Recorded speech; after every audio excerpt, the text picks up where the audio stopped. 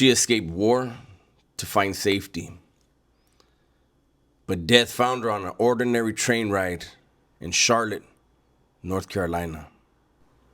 She fled Ukraine after the invasion of Russia, survived the bombings, the brutality, the death, all the sorrow, all the despair. And she came to America for peace, for a brand new start. America was going to be the land of milk and honey. No more wars, no more death. Just hard work, chasing dreams, and making them come true. This is the story of Irina Zarutska, a 23-year-old refugee who fled Ukraine. She was working in a pizzeria, working hard like most refugees do. And she got on the blue line in Charlotte, North Carolina. She had her earpods on. She had her phone. She was in her own world. She didn't happen to notice that the man in the red hoodie that she sat down in front of was emotionally distraught. So she sat down like she's done dozens of times before, maybe hundreds. She was in her world, man. And as she sat there, the man behind her, whatever's going through his mind, he made a decision. He calmly reached into his pocket, pulled out a folded knife, opened it up, stood up, and brutally attacked this young woman. Just about nobody around her, because everybody nowadays is so stuck on their phones. They got their AirPods in, or they're just so hooked on their IG or their YouTube or whatever it is. They didn't even realize that Irina, her life was being taken in front of them, amongst them. During the attack, apparently, the attacker, he cut his hand. He walked around the train waiting to get off, bleeding everywhere. People started to notice the trail of blood. One of the passengers, he followed the trail of blood to the girl, to Irina. He tried to help her, but there was no helping her. You know, this is a story that should be on the mainstream media. It should be everywhere. People should be outraged. How many of you guys have heard this story? Before this video, how many of you guys heard this story?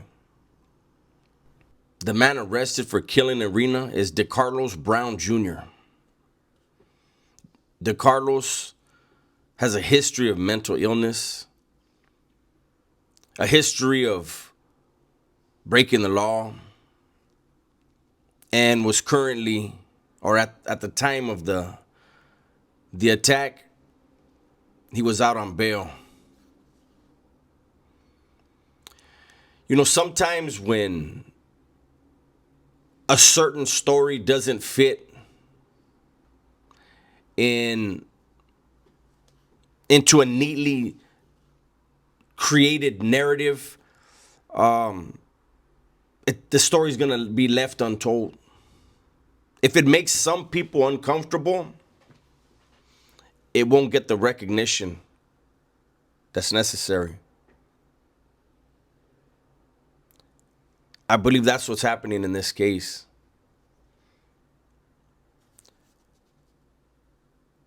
I also know that cases like this can create a knee-jerk reaction. Laws can be enacted, and certain communities will be deeply affected by it. We don't need a knee-jerk reaction that affects people of color. What we do need is some common sense. DeCarlos wasn't stable. DeCarlos should have been in a mental institution. See, the problem with a lot of these states, it's very lucrative to house people in the prison system. And so, for decades now, instead of placing people where they could get help for their mental needs, they're placed in prisons. Some states, I'm going to say the majority of states, very bad things happen to people with mental illness. And if they survive their prison term, surprise, surprise, they're even worse than they went in. And us, as productive members of society, things like this happen.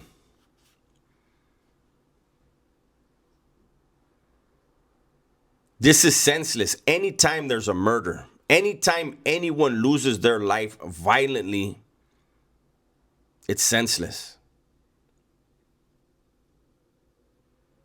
We need to get to some type of common sense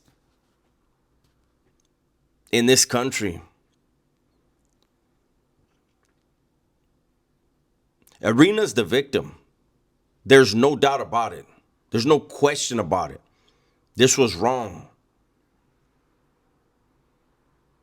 The fact that mainstream America, mainstream media,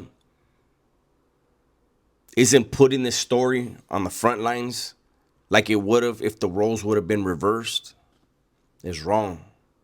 This isn't a race issue. This is a mental health issue. This is an issue of the breakdown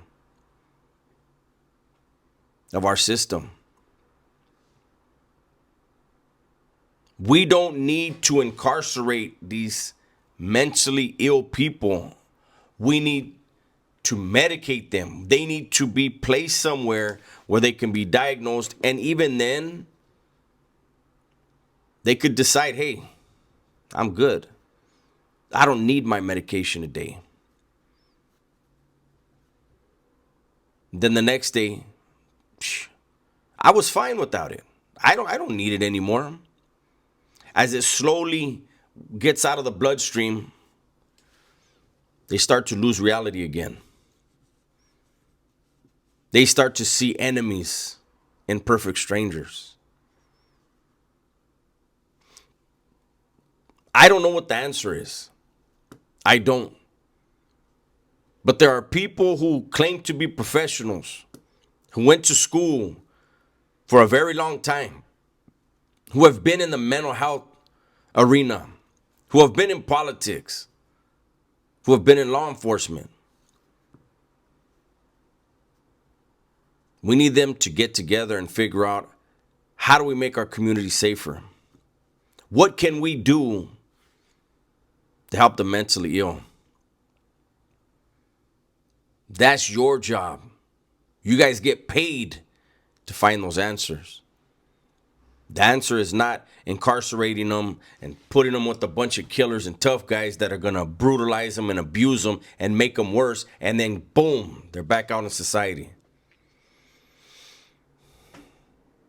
If you see the footage,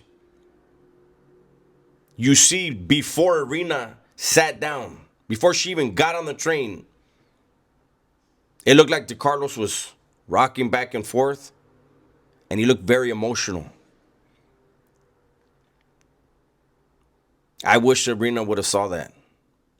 And take this as an opportunity to tell your children, to tell your wives, your girlfriends, your sons. Be aware of your circumstances. Be aware of your surroundings. Anytime you step into any room, anytime you step out your front door, you assess everything around you. You see someone who looks like they're having some type of emotional issue, you don't go near them. You avoid them. Maybe you even wait for the next train or bus or Uber. Whatever it is. I don't know where this case is going to go. DeCarlos is being evaluated. You think so? You think after taking the life of a 23-year-old refugee, it wouldn't even have mattered if it was a citizen, a refugee, whatever. Taking the life of an innocent stranger, a 23-year-old girl who left a war-torn country, though. Imagine what the family's going through. Probably wishing they would have never left Ukraine. And now, because of that, DeCarlos is going to get a mental health evaluation, get some medication, and then get incarcerated. Rightly so. But he won't even realize where he's at.